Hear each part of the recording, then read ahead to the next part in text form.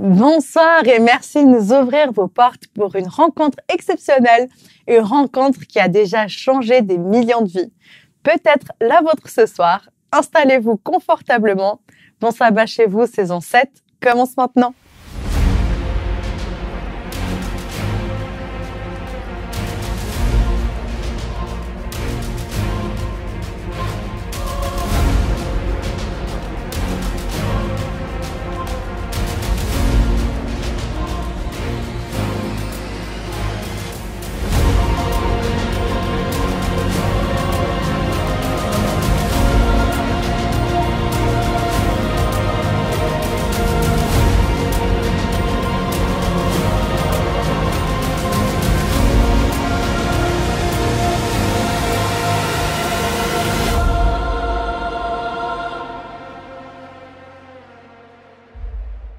Ravie d'être avec vous pour un nouveau numéro de Bon Sabbat chez vous. Saison 7 qui retrace quelques-uns des rencontres impactantes entre Jésus et des personnages bibliques. À travers les chants et les versets de la Bible que nous allons lire ce soir, nous espérons que Jésus arrivera aussi à toucher votre vie et s'il faut, vous faire prendre un virage à 180 degrés. Suivez-nous durant les 30 prochaines minutes. C'est parti.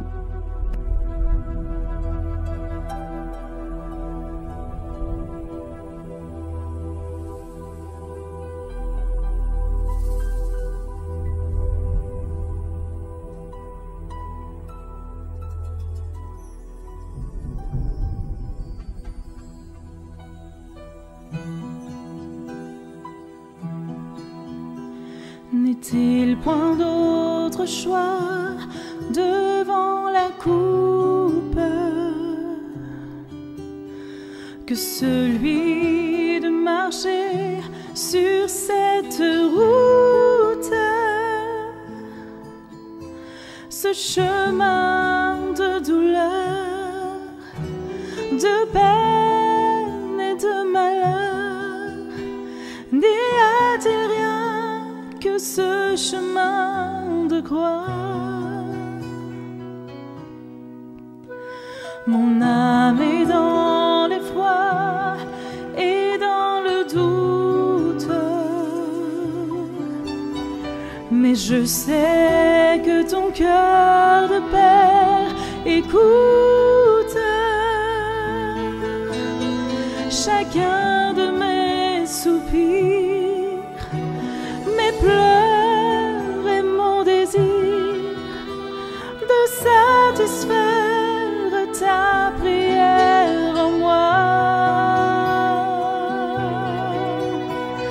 Glorifie ton nom sur cette terre, manifeste en moi la sainteté de ton pardon. Je m'abandonne entre tes mains, et puisque la vie t'appartient, qu'il en soit fait de moi selon les voies de ton amour divin. Combien de fois pourtant j'ai vu ta grâce lorsque je demeurais devant ta face, et là dans ce jardin il ne reste plus rien que le fardeau de tous les maux du monde. Aucun pour partager de ma souffrance le sort de l'agonie et de l'absence. Voici venu mon heure, viens soulager mon cœur. Mon Dieu, mon sort est en toi maintenant. Glorifie ton nom sur cette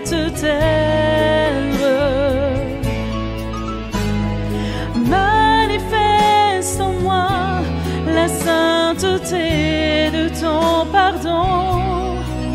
Je m'abandonne entre tes mains, et puisque la vie t'appartient, qu'il en soit fait de moi selon les voies de ton amour divin. Oh, glorifie ton nom sur cette terre.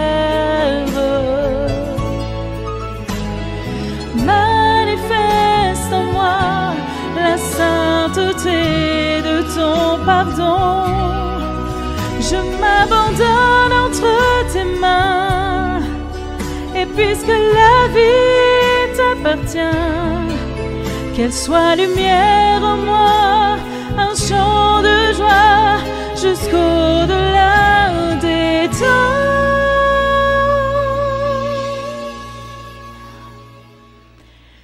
Et que le monde voit briller en moi la gloire que ta grâce m'a donnée.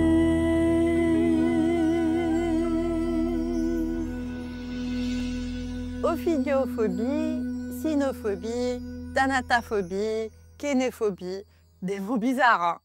Des mots qui expriment des phobies. La phobie des serpents, des chiens, de la mort, de l'obscurité. Souffrez-vous vous-même d'une phobie? Il y a quelques jours, je lisais sur Instagram le récit d'une femme chrétienne qui racontait sa première crise de claustrophobie. Elle exprimait que du jour au lendemain, elle avait acquis la peur des parkings au sous-sol et qu'elle avait un besoin inexplicable et implacable de voir le ciel pour aussitôt mieux respirer. Elle trouvait ça ironique, pour la chrétienne qu'elle est, d'avoir besoin du ciel pour se sentir bien. De fait, nous avons tous besoin de Dieu, mais parfois les circonstances de la vie nous empêchent de regarder là-haut. C'est le cas de la femme courbée que nous rencontrons dans l'évangile de Luc. Sa posture n'a pas été un obstacle à sa rencontre avec Jésus. C'est le pasteur Sergi Terral qui nous explique cela ce soir. Écoutons attentivement.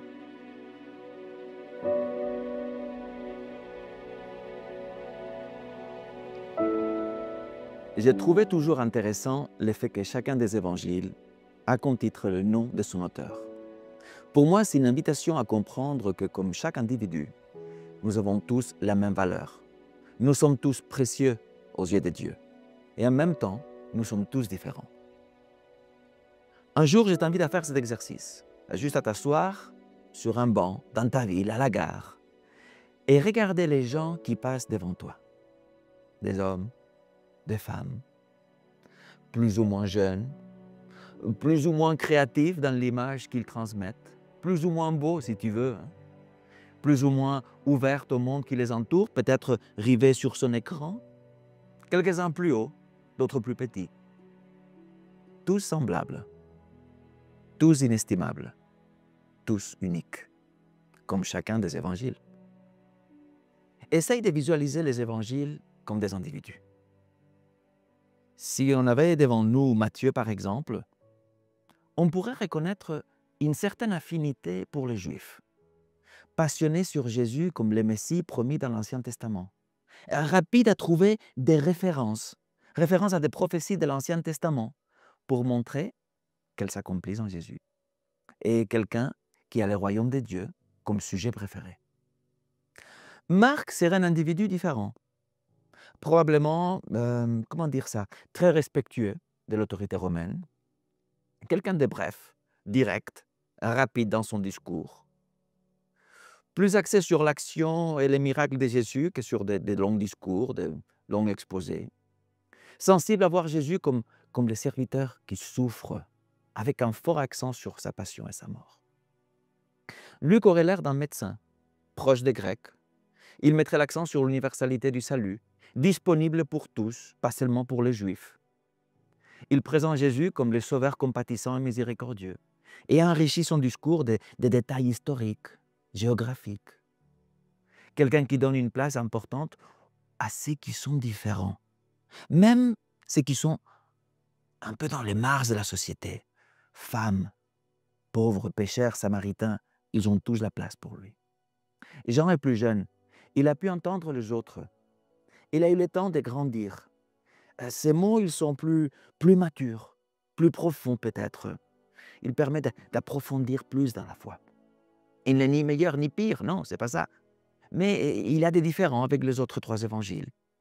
Il est très rapide à mettre l'accent sur la divinité de Jésus. Jésus est le Verbe incarné. Avec des discours longs et profonds, sensibles aux miracles comme preuve de l'identité divine de Jésus. Certainement moins narratif et plus théologique dans son structure. Chacun serait différent. Avec lequel des quatre tu aimerais te perdre et faire une longue promenade pour pouvoir discuter? Je ne sais pas. Toutes les réponses, elles sont bonnes. Je dois avouer que moi, j'ai une certaine faiblesse pour Luc. Déjà avec sa généalogie, que Luc présente remonter jusqu'à Adam, et non jusqu'à Abraham, comme dans l'évangile de Matthieu. C'est une invitation pour moi à comprendre l'évangile comme universel. Et lui qu'il met l'accent sur les bergers lors de la naissance de Jésus. Luc qui donne une voix à d'autres groupes souvent négligés. Et en plus, qu'il y a des paraboles uniques et qui sont devenues universelles pour l'humanité, même pour ceux qui n'ont pas beaucoup de traditions chrétiennes. Si on leur parle de la parabole du bon samaritain, ils ont pu l'entendre, ou du fils prodigue, ils ont pu l'entendre.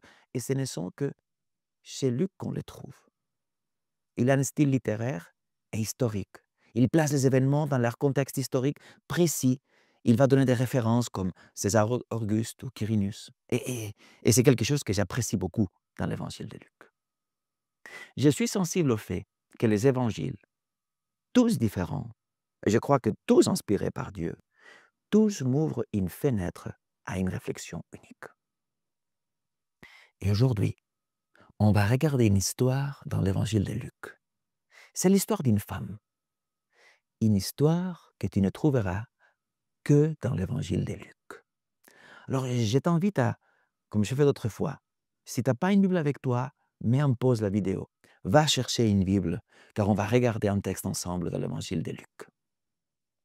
On va regarder dans le chapitre 13, les versets 10 à 17. Et nous pouvons lire ensemble. Moi, j'utilise la version Nouvelle Bible Seconde, mais toutes les versions, avec des légères différences, ils vont dire la même chose. Verset 10. Il enseignait dans une des synagogues un jour de sabbat. Et le sabbat a été un sujet de tension entre Jésus et les leaders religieux de son temps.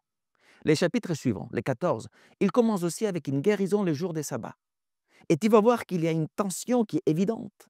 Certainement, si tu prends les versets 15 de ce chapitre 13 et le verset 5 du chapitre 14, tu vas voir qu'il y a des allusions à des besoins fondamentaux d'animaux qui sont répondus le jour des sabbats. Et c'est une clé de lecture très riche.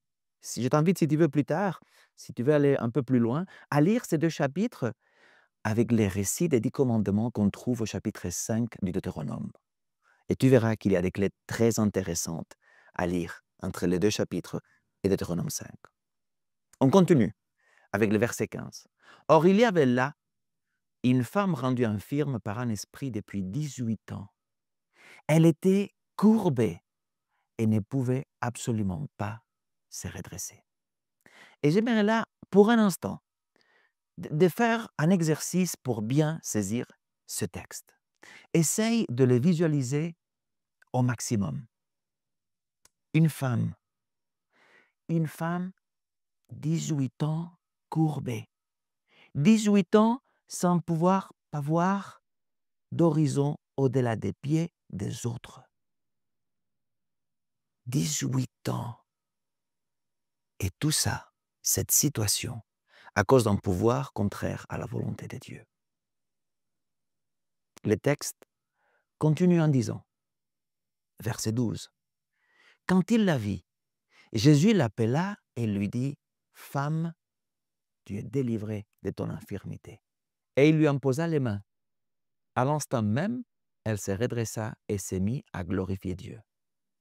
Mais les chefs de la synagogue, indignés parce que Jésus avait réalisé cette guérison pendant le jour de sabbat, disaient à la foule, « Il y a 6 jours pendant lesquels il faut travailler. Venez donc vous faire guérir ce jour-là, et non pas le jour du sabbat. » Le Seigneur lui répondit, « Hypocrite, Chacun de vous, pendant les sabbats, ne détache-t-il pas son bœuf et son âne de la mangeoire pour les mener à boire? Arrêtons-nous un instant, car il y a beaucoup d'éléments, et on va regarder quelques-uns des plus proches. L'attention au sujet de la guérison, le jour des sabbats, est évidente. Mais il y a plus. Jésus fait des choses incroyables, surprenantes même. D'abord, le texte nous dit que Jésus la voit et l'appelle. Jésus est en train d'enseigner à la synagogue. Lui, il a les centres, il est au centre, l'espace privilégié de l'enseignant. Il est au cœur, il est le cœur de la rencontre. Les gens, ils s'organisent autour de lui par ordre d'importance.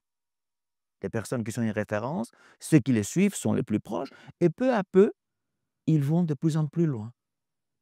Cette femme, elle est à l'extérieur. Jésus la voit. Et il ne lui parle pas à distance. Il ne va pas vers elle non plus. Il l'appelle. Il partage cet espace privilégié, l'espace du leader, du maître, de l'enseignant. Il le partage avec elle. Combien de femmes croyez-vous qui avaient eu le privilège de participer de cet espace? Combien de fois croyez-vous qu'une femme était au centre de la rencontre? Et si elle l'était, pour quelle raison? Jésus lui dit, « Femme, tu es délivrée de ton infirmité. » Et là, il fait l'inconcevable, le plus fou. Peut-être un geste que toi, quand on lit, on passe comme ça rapidos et on ne se rend pas compte. Mais si on s'arrête un moment, Jésus, il lui en posa les mains. Ce qu'il fait est contraire aux règles sociales de son temps, les règles les plus fondamentales lévitiques. Quel maître toucherait une femme inconnue? Qui prendrait le risque de partager sa condition d'impure si elle avait sa menstruation? Personne. Jésus, par ses gestes, bouleverse les regards de tous ceux qui l'entourent. Il n'a pas eu assez en partageant son espace privilégié avec la femme. Mais non, non, non. Maintenant, il va plus loin. En posant ses mains sur elle, il est en train de prendre sur lui tous les a priori qu'on pouvait avoir sur elle. Et il les fait les siens. Pour ce geste, Jésus dit, tout ce que vous pouvez penser d'elle, sa condition, maintenant, moi, je le suis aussi. Le texte nous dit que la femme se relève. Et sa réponse à l'action de Jésus est glorifier, louer Dieu. Et face aux critiques du leader de la synagogue, Jésus invite non seulement à une réflexion sur la valeur du jour des sabbats, mais aussi il affirme quelque chose d'exceptionnel. Lisons ensemble, verset 15. Le Seigneur lui répondit, « Hypocrite, chacun de vous pendant les sabbats, ne détache-t-il pas son bœuf ou son âne de la mangeoire pour le mener boire?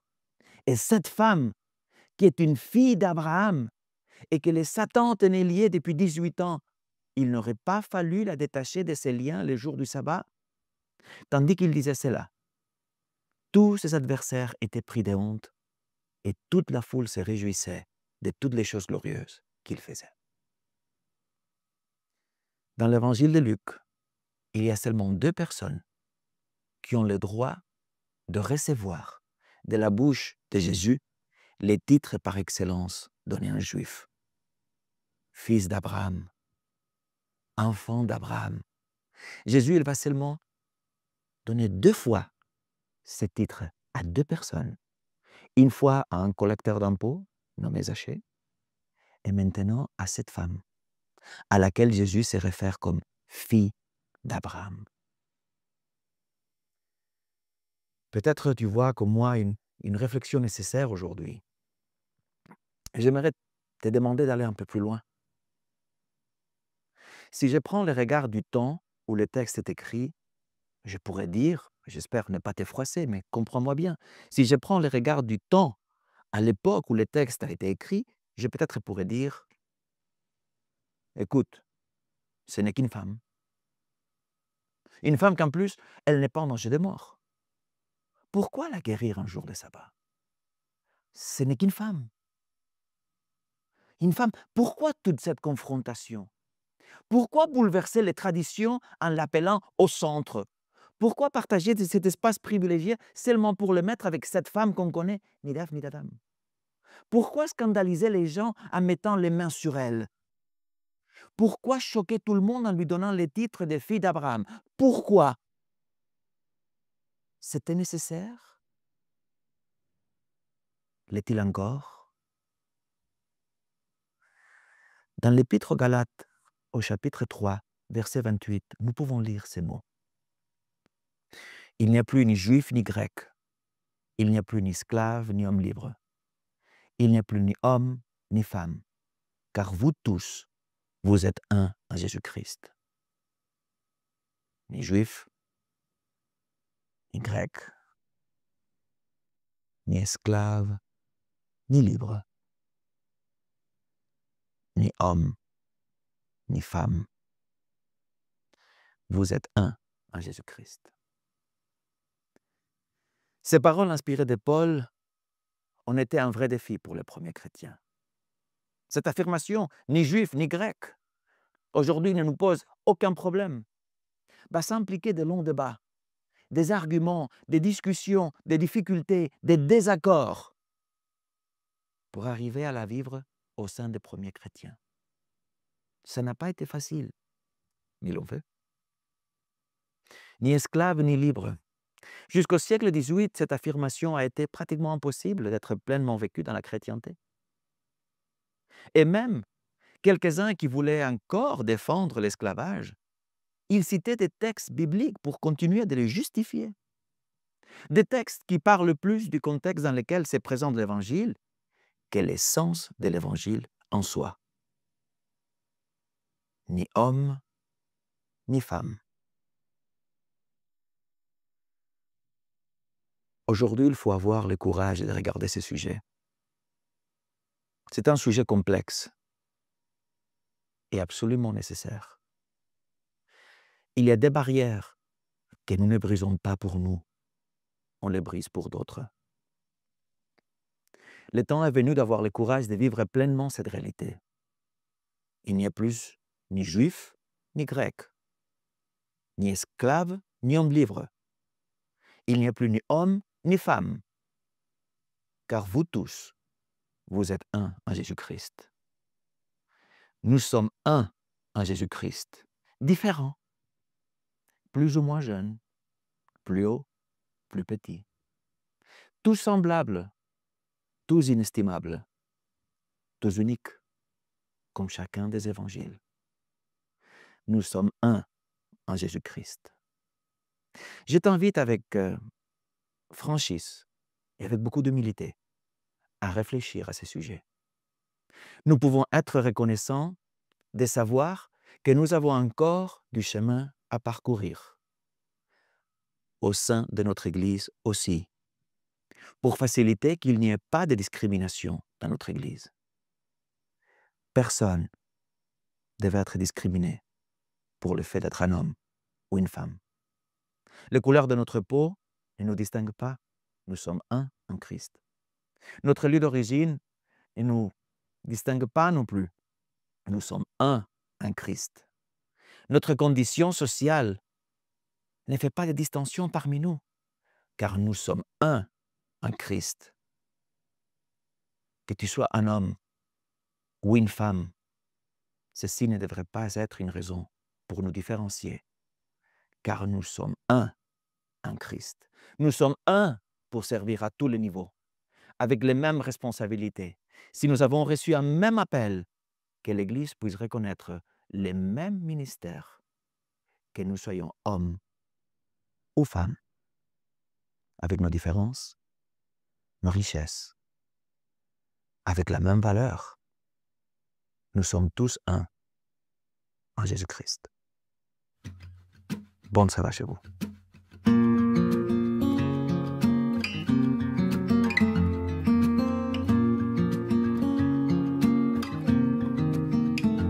La voix du Seigneur m'appelle. Prends ta croix, viens et suis-moi. Je réponds, Sauveur fidèle, Me voici, je suis à toi. Jusqu'au bout, je veux te suivre dans les bons, les mauvais jours. À toi pour mourir et vivre. À toi Jésus pour toujours.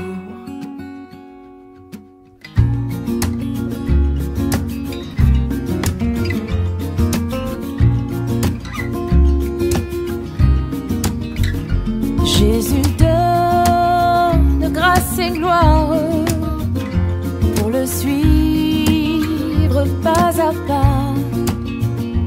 Avec lui, joie et victoire, paix et bonheur ici-bas. Oh, Oh, jusqu'au bout, je veux te suivre dans les bons, les mauvais jours. À toi pour mourir et vivre. À toi Jésus pour toujours.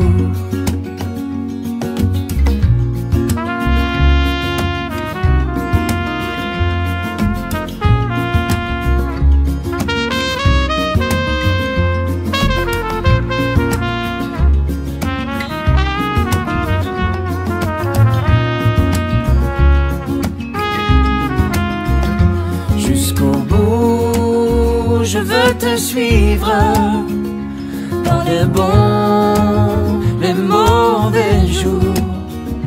À toi pour mourir et vivre. À toi Jésus pour toujours. Jusqu'au bout, je veux te suivre dans les bons, les mauvais jours. À toi pour mourir et vivre. À toi Jésus pour toujours. Oui, à toi pour mourir et vivre. À toi Jésus pour toujours.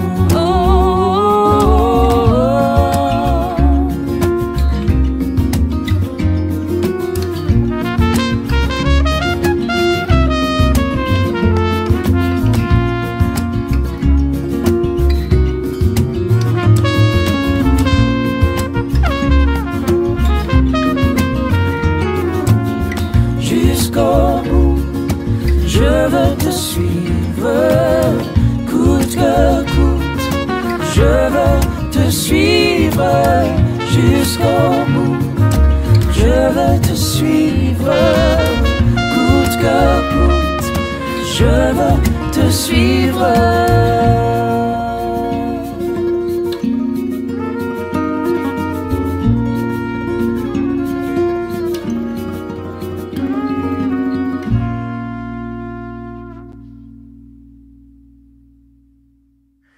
Je vous invite à prier. Seigneur, que nous puissions comprendre l'unité comme une opportunité de faire face à tous les défis qu'il y a devant nous. Que nous puissions comprendre l'unité comme cet exercice fondamental de ne pas faire distinction. Que nous ayons le courage de faire face à des sujets qui sont difficiles, mais aujourd'hui plus nécessaires que jamais pour vivre pleinement l'essence de l'Évangile. Peu importe si nous sommes d'ici ou de là, peu importe la couleur de notre peau, peu importe notre origine, peu importe notre condition, que dans cette Église, que dans ton peuple, on puisse toujours dire que le fait d'être un homme ou une femme ne fait pas distinction parmi nous. Que nous puissions tous avoir la même opportunité de te servir, là où nous sommes appelés, sans faire différence, mais en reconnaissant que nous sommes un en Jésus-Christ. Inspire-nous, accompagne-nous et bénis-nous dans ce jour de sabbat. En nom de Fils Jésus. Amen. Où que vous soyez, quelle que soit votre situation, votre position, votre handicap, Dieu est là et surtout, il est accessible. Alors appelez-le, sollicitez-le, criez à lui ce sabbat demain et durant toute la semaine qui suivra. Je vous garantis qu'il vous répondra et vous relèvera et vous en avez besoin. Juste croyez-y et n'hésitez pas à commenter cette vidéo avec les miracles, les interactions, les réponses que Jésus a semées dans votre vie. Toute notre équipe ainsi que les internautes seront heureux de vous lire. Et je vous attends tout en ligne vendredi prochain et particulièrement les procrastinateurs, ceux qui ont du mal à prendre des décisions. On en connaît tous. Hein. Mieux, si vous vous identifiez, ne ratez surtout pas notre rencontre la semaine prochaine et d'ici là, je vous souhaite un bon sabbat chez vous.